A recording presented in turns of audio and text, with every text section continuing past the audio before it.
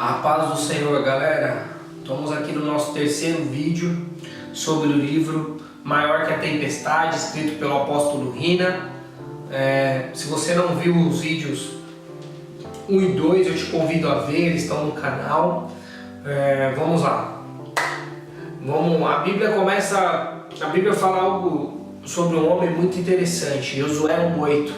Não deixe de falar as palavras desse livro da lei e de meditar nele de dia e de noite, para que você cumpra fielmente tudo o que nele está escrito. Só então os seus caminhos prosperarão e você será bem-sucedido. O que o livro diz? Para um cristão, ressaltar a importância da leitura da Bíblia pode parecer óbvio, mas a realidade é que muitos de nós têm a dificuldade de ler com regularidade as Escrituras, o que é um problema enorme, pois se não conseguirmos parar em pé, caso não nos alimentemos, como conseguiremos manter o espírito vivificado sem o alimento que o fortalece? Vale ressaltar, regularidade. Como está a nossa regularidade de leitura da Bíblia? Regularidade é muito mais do que você passar o sábado inteiro lendo a Bíblia e na semana você não pegar sequer um versículo para ler.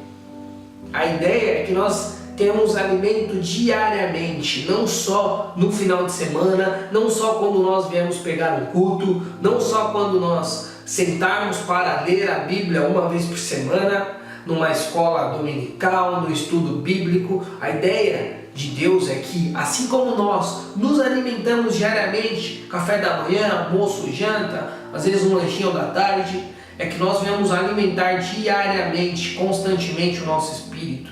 E você, como está a sua leitura? Talvez hoje você não esteja passando por alguma dificuldade e você está levando esse momento tranquilo. Você não tem se preparado para o momento da tempestade que virá. Se prepare, aproveite esse momento de calmaria para alicerçar ainda mais a sua casa na rocha. Se você está passando por uma tempestade, não deixe de ler a Bíblia, não deixe de buscar refúgio na palavra de Deus. Muitos de nós buscam refúgio em homens, buscam refúgio em muitas coisas primeiramente e esquecem de que Deus é o primeiro lugar que nós devemos buscar refúgio. A leitura da Bíblia é como um exercício físico. Primeira vez que a gente lê, a gente se sente estranho, meu Deus, como assim? Não entendi nada. Mas conforme nós vamos lendo, nós vamos pegando gosto e nós vamos fortalecendo e deixando cada vez mais rígido, cada vez mais forte, cada vez mais bruto a nossa parte espiritual, a chegar ao ponto que nós sentiremos falta se nós não lermos a Bíblia. Então é regularidade, é buscar constantemente, fazer com que isso seja normal, assim como nós almoçamos, jantamos e tomamos café. É algo normal, é algo natural. Ler a Bíblia também precisa ser algo natural. Não podemos tratar isso como algo qualquer ou de forma leviana. Se nós estamos passando por um momento de tempestade, há necessidade de nós termos em dia a nossa leitura de Bíblia, ok? 2 Coríntios 4, do 16 ao 18, fala o seguinte: por isso não desanimamos, embora exteriormente estejamos a desgastar-nos, interiormente estamos sendo renovados dia após dia, pois os nossos sofrimentos leves e momentâneos estão produzindo para nós uma glória eterna que pesa mais do que todos eles. Assim fixamos os olhos não naquilo que se vê, mas no que não se vê, pois o que vê é transitório, mas o que não se vê é eterno. O livro fala o seguinte: portanto, percebemos que é natural vivermos momentos de desânimos causados por ventos e trovoadas, em razão da nossa natureza humana e falha. O problema é permanecer no desânimo, pois isso é uma opção. Temos muitas ferramentas às quais podemos lançar mão para que consigamos sair do desânimo. Logo, só continuaremos abatidos por escolha pessoal. Desânimo não tem como evitar. Ao longo da nossa caminhada, nós iremos desanimar, nós iremos se sentir desanimado em determinados períodos, em determinadas situações. Permanecer no desânimo sim é uma opção. Assim como nós lemos no versículo, falando de 2 Coríntios, falando que nós devemos olhar para a frente, nós devemos olhar para o que é eterno. Muitos de nós estamos parados porque as coisas de hoje não estão dando certo. Nós estamos desanimados pelo que nós estamos passando e esquecemos que há algo muito maior, algo eterno que nós devemos buscar, algo eterno que nós devemos olhar. Isso deve ser a nossa fonte, isso deve ser o nosso foco. Mergulhar em Deus, devemos mergulhar em Deus. Só mergulhado em Deus podemos sair do desânimo. A gente vê Elias desanimou de forma gigantesca, mas foi em Deus que ele se reanimou, que ele voltou a caminhar. Então só há uma possibilidade. Se hoje você está desanimado, busque em Deus. Deus vai reacender esse fogo no seu coração.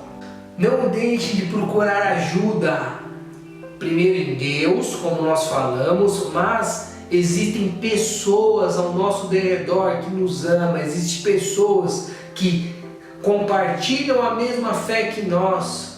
E nós precisamos pedir ajuda, é importante isso. A Bíblia ressalta muito a questão da ajuda entre amigos, a ajuda entre irmãos da fé. Não deixe de pedir ajuda à igreja local que você frequenta. Peça ajuda para um líder, pede ajuda para um pastor, para que ele te ajude a sair desse desânimo. Não caminhe sozinho, não se isole.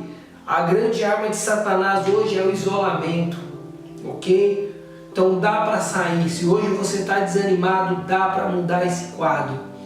Daniel 6, do 25 ao 27. Então o rei Dário escreveu aos homens de todas as nações, povos e línguas de toda a terra: paz e prosperidade. Estou editando um decreto para que todos os domínios do império, os homens temam e reverenciem o Deus de Daniel, pois ele é o Deus vivo e permanece para sempre, e o seu reino não será destruído, o seu domínio jamais acabará. Ele livra e salva, faz sinais e maravilhas nos céus e na terra. Ele livrou Daniel do poder dos leões. O que o livro diz? Da mesma forma, Deus pode usar a vida de um cristão nos dias de hoje para que o seu nome seja conhecido e exaltado por meio de uma aparente injustiça. O que nos cabe? Saber que coisas ruins também acontecem com pessoas boas, mas que o que livrou Daniel foi ter sido encontrado inocente e limpo diante de Deus. Daniel foi um cara reto diante de Deus. E se pega na situação de Daniel estava orando, não fazendo nada de errado. A Bíblia fala que Daniel era um homem reto, era um homem que seguia a Deus, e mesmo assim ele passou por várias situações onde ele foi colocado à beira da morte.